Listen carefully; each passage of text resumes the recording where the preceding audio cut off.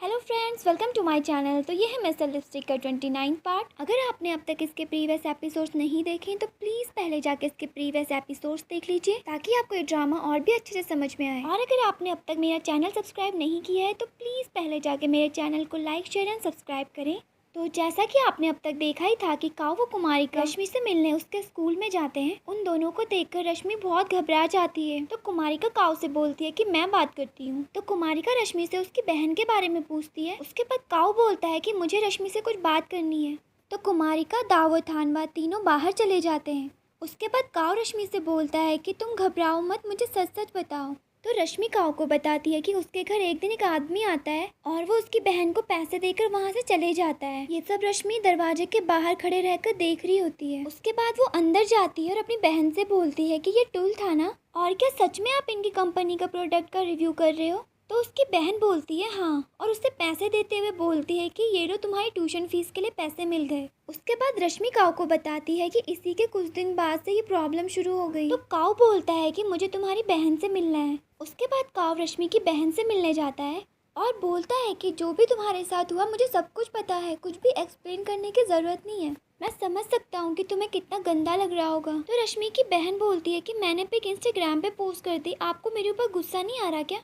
तो काऊ बोलता है कि नहीं, बस आप प्लीज़ कोई इंटरव्यू मत देना, बाकी मैं हैंडल कर लूँगा। उसके बाद काऊ उसे पैसे देता है और बोलता है कि ये कुछ पैसे हैं, इससे अपना ट्रीटमेंट करवा लेना और अगर कोई भी प्रॉब्लम होगी तो मुझे कॉल कर देना। ऐसा बोलकर फिर वो वहाँ से चले जाता है। उसके बाद कुमारिका और काऊ दोनों ऑफिस जाते हैं और नीचे लिफ्ट का वेट कर रहे होते हैं। तभी वहाँ पर टूल लिफ्ट से नीचे आता है और काऊ से बोलता है कि एक बहुत बड़ी प्रेस कॉन्फ्रेंस आपका वेट कर रही है, जल्दी चलो। उसके बाद कुमारिका और काऊ टूल के साथ प्रेस कॉन्फ्रेंस में चले जाते हैं। वो जैसे ही प्रेस कॉन्फ्रेंस में पहुँचते हैं तो सारे लोग उनसे सवाल पूछने लग जाते हैं। तो काऊ बोलता है कि प्लीज़ 2 मिनट रुकिए, मैं एक एक करके सबके सवालों का जवाब दूंगा। फिर एक रिपोर्टर पूछता है कि क्या सच में आपके प्रोडक्ट से कस्टमर्स को प्रॉब्लम हो रही है? तो काऊ बोलता है कि ये एक गलतफहमी हो गई थी, मैं पर्सनली जाके उस कस्टमर से मिला था, उन्होंने हमें बताया कि उन्होंने हमारी कंपनी का प्रोडक्ट यूज़ ही नहीं किया था। तो रिपोर्टर पूछता है कि तो क्या आप उनके खिलाफ कंप्लेंट फाइल करना चाहते हो? तो काऊ बोलता है कि नहीं, इसमें उनकी कोई गलती नहीं है, ये उन्होंने हमारी कंपनी को बदनाम करने के लिए नहीं किया, ये सिर्फ एक मिसअंडरस्टैंडिंग थी।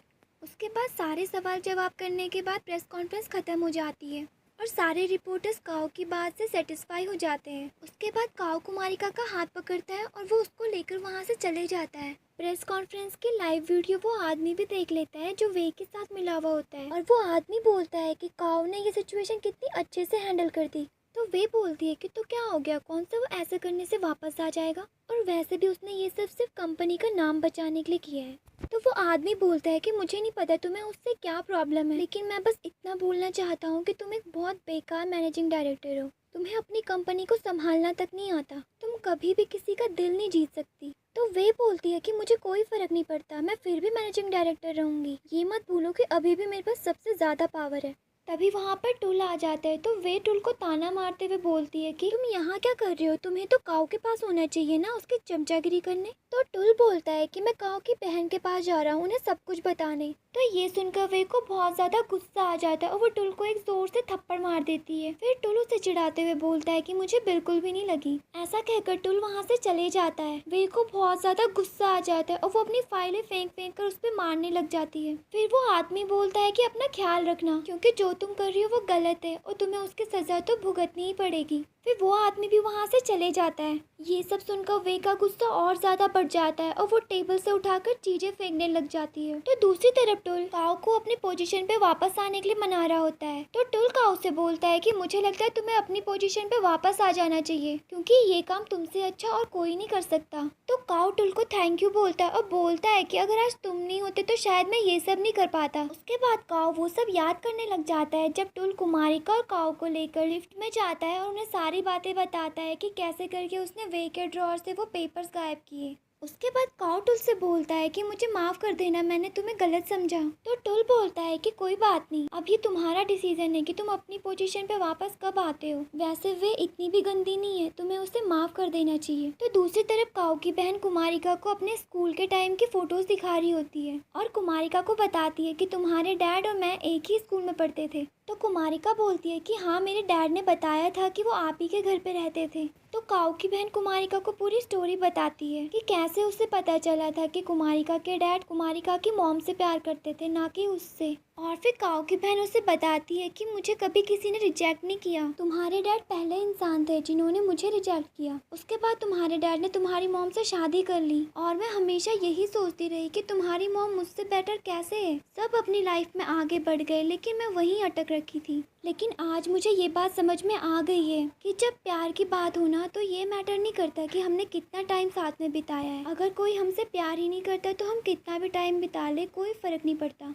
लेकिन तुम्हें पता है आज मुझे बहुत ज़्यादा अच्छा लग रहा है क्योंकि सबकी तरह मैं भी अब ज़िंदगी में आगे बढ़ गई हूँ।